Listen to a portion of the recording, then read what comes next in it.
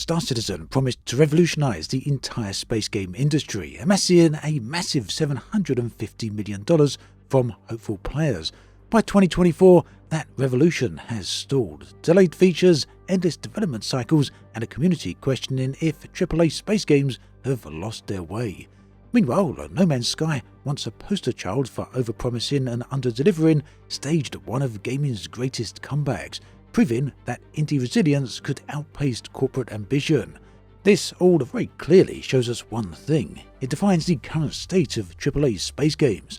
A genre caught between unsustainable budgets, general player disillusionment, and a growing and completely revived indie scene. In this video then, we're going to take a look at what's going wrong with the AAA space game scene, and in a follow-up video, we'll take a closer look at some of the best indie games out there. Now, the early 2010s was indeed the golden age for the renaissance of space games. Elite Dangerous, releasing in 2014, captivated players with a full one-to-one scale true Milky Way galaxy. This leveraged procedural generation to create a somewhat unprecedented sense of scale, and it was truly amazing. A lot of people, it really did capture people's interest, didn't it? Its success, alongside a record-breaking Star Citizen crowdfunding, revived the nostalgia for classics like Freelancer, Wing Commander, and of course the original Elite. And these titles promised more than just escapism. They offered digital frontiers where players could carve their own legacies. After all, let's not forget Elite Dangerous's infamous slogan, "Blaze your own trail." So both games were ultimately very, very ambitious, but both in two very different ways. But ambition soon outpaced execution. Elite Dangerous Odyssey became a cautionary tale, releasing in 2021 to a very buggy on-foot mechanic system, as well as performance issues, which ultimately led to a 67% drop in Steam players, or thereabouts. Star Citizen, despite raising over $700 million, became synonymous with development hell, with its single-player campaign, Squadron 42, still unreleased here in 2025. Now, I'm sure some of you may argue that these aren't AAA games, but let's face it, what other AAA games have a budget of over $700 million? And Elite Dangerous, we could perhaps argue, isn't strictly speaking AAA, but it's coming from one of the largest game studios in the UK, if not the largest game studio. Frontier is very, very big by any standards. But if you have a more traditional view of what AAA actually means, we can look elsewhere. By 2025, it's very clear that the genre's flaws have crystallized. Bethesda's Starfield, coming out in 2023 with a huge multi-million-dollar budget, estimated by some people to be around $200 million, delivered 1,000 procedurally generated planets, a technical marvel criticized for repetitive exploration and static worlds. But those were far from the only flaws. Many people criticized the story to be a very generic and ultimately very boring, repetitive, boring gameplay, and ultimately a dull overall experience, not living up at all to Bethesda's quality titles such as The Elder Scrolls and previous Fallout games. It's a discussion that's been done to death at this point, so I'm sure most of you will know the ins and outs of this. Player retention of Starfield plummeted within months of release, and this was a stark contrast to Skyrim's enduring popularity, a game that at this point, 13 years later or so, is still played by a significant number of people. Meanwhile, if you want to look to slightly larger IPs, we come to Star Wars. Star Wars Outlaws, released in 2024 by Ubisoft, was also highly criticized by players and not widely enjoyed by that many people. Taking a month or thereabouts to reach around about 1 million in sales, this is low by any AAA gaming standards, certainly one of the caliber, supposedly, from Ubisoft with the amount of money and the wide franchise recognition that the Star Wars IP should actually have. And this ultimately really does underscore some of the big problems here. Why are AAA space games failing? Why have they failed over the past few years? Well, AAA budgets now exceed, in many cases, the hundreds of millions of dollars. Yet innovation lags. Starfield's reliance on empty procedural planets and a boring old-style gameplay with loading screens and just disjointed gameplay overall sharply contrast with indie titles like No Man's Sky, which really did go a long way to refine its systems through a multitude of free updates.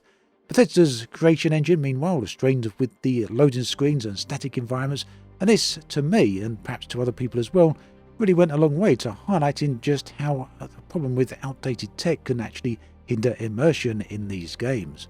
So what have we learned? Well, we've learned that high budgets don't really achieve the goals here. They don't bring us successful immersive games. And we've learned that recognised IPs such as Star Wars also don't achieve success. Additionally, it doesn't matter if the games come in from brand new studios such as CIG and Star Citizen or the likes of Ubisoft. They can all face ongoing problems and not really ultimately deliver you a full and complete satisfying experience. So where does that leave us? Well, it means we have to look in other areas because space gaming itself is far from dead. And one thing is true here, players still crave depth, not just scale. Starfield's 1000 planets lacked a handcrafted detail of AA titles like Everspace 2 with these rather impressive, albeit small, surface worlds and really a nice handcrafted galaxy as well. Community trust, meanwhile, eroded further in Elite Dangerous when they abandoned console support in 2022. And even today, with Frontier still pushing forward, and I did point out that 2024 was perhaps the best year ever for Elite Dangerous, and got a lot of praise and high opinions for the way Frontier have been dealing with Elite over the past few years. You'll still see, nonetheless, a lot of very disappointed people who feel left out, who own consoles and feel as though they were abandoned back in 22, and they feel that way because, well, they actually were abandoned, weren't they? Star Citizen, meanwhile, although it does continue to release new content, and we've recently seen the release of Pyro onto the preview servers, the long-awaited update that allows people to access a brand new star system, the thing is that CIG ultimately leaned very hard into ship sales, and from people outside the core Star Citizen community, this can feel very problematic. So that's left people turning towards indie titles. Hello Games, No Man's Sky, transformed from a real benchmark of failed launches, just don't release a game like that in that condition, ultimately had perhaps one of the most successful redemption arcs in all of gaming history. Free updates introduced base building, VR and procedural quests, lifting its Steam rating to very positive. That took a long time, but it really is a testament to just how much Hello Games have delivered here. And the thing is, they've also done this without microtransactions or other abusive monetization practices. We've also got other indie studios to look at. For example, Rockfish Games, whose Everspace 2 continues to be one, in my mind, the best space games ever released. It really is a polished combat experience that has some pretty good storytelling, and all at a significant smaller budget than many of the other titles that we've been discussing. So, what does this mean for the future of gaming? Does it mean that AAA gaming in terms of space games is out the window and we're all going to be having to play indie titles? Well, I don't think so. There are some upcoming AAA games, we'll discuss those in a minute, but let's have a bit of a think about some other options that are available to developers, whether you're a AAA studio, AA studio, or a regular indie. So a good example here is Saber Interactive's recent Warhammer 40,000 Space Marine 2. Now this is a game that's not necessarily a space game, but it's one nonetheless that is a very strong sci-fi focused game that was very, very successful. It's built on a highly recognised franchise, Warhammer itself, and it avoided stupid and ridiculous forms of microtransactions as well, didn't it? All of this in favour of smaller expansions. Now, what was so special about Space Marine 2? Well, it took established formulas, such as those established by FPS titles in the early 2000s, and run with them and improved upon them. Essentially, it's not about dropping players into a Skinner box, it's not about getting players to part with their money in microtransactions, it's not even about these useless and stupid grind mechanics we see cropping up in game after game. Instead, it's really about giving the players what they want, a very tight-knit experience that is executed in a very enjoyable way. I also think there's a potential here for technological innovations. Now, procedural generation has been around for a very long time, but the problem with it, as many people are aware, is that it can be both very repetitive or otherwise bland. Elite Dangerous is one of the games that's done a very good job with procedural generation, although ultimately you'll find it can be a lot of repetition there. Other games, for example, such as No Man's Sky, do have repetition, but they also manage, especially with the recent Worlds Part 2 update, have injected a lot of life and variety into the game. Starfield, on the other hand, is an unfortunate example where procedural generation has led to a lot of repetition and a lot of blandness, and this ultimately did harm the game. Now, like it or hate it, there is huge advancements being made in generative AI, and although these obviously do have an impact on workers, coders, artists and all the rest of it, they still do have a possibility here and a potential element involvement in procedural generation. There is the theory, the possibility that if you combine generative AI with procedural generation, you could ultimately end up with a huge amount of variety and far more detail. That's something that does need to be explored, and hopefully something that can arrive in the future.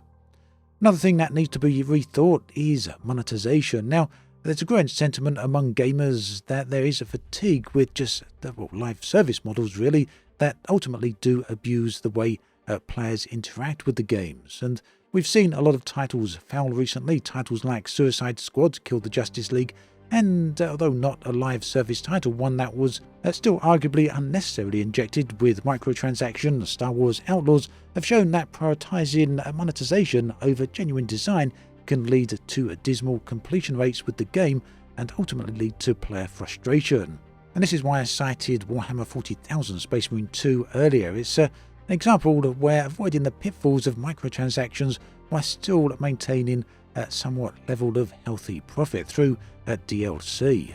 We're also seeing another move that could greatly help.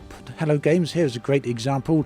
The idea of developing technology in a new game, such as we're seeing with Light No Fire, and then porting that technology back to your existing games, as we're seeing with No Man's Sky. Now, traditionally, developers do develop new technology for new games, but they don't necessarily backport it, but they do apply it to their future games. It'd be nice to see a bit more of this. So, for example, the case here might be Sea and Frontier develop new technology with their variety of different management sims and then porting that technology to Elite Dangerous. How would that fit?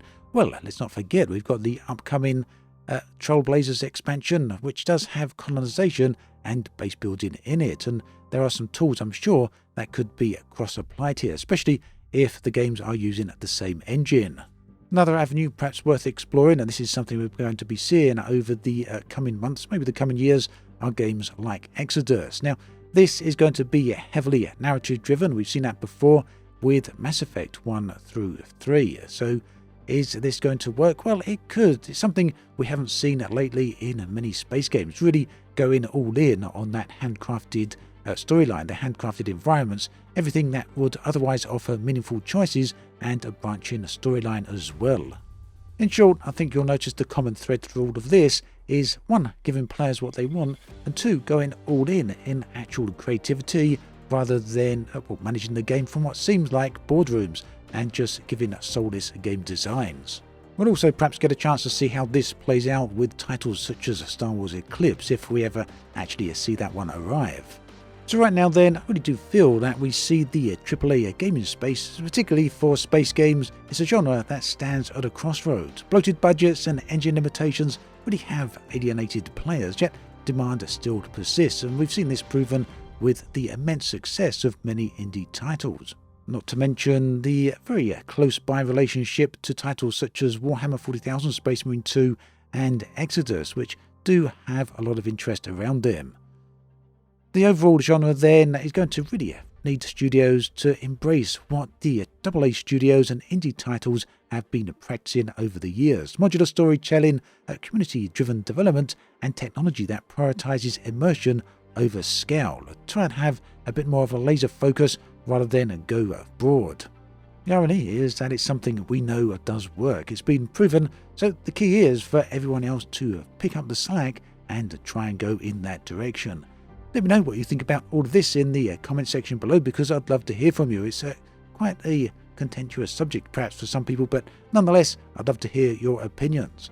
Thanks for watching this video all the way through. There is another one on the screen right here if you want to watch it. Take care, and I'll catch you next time.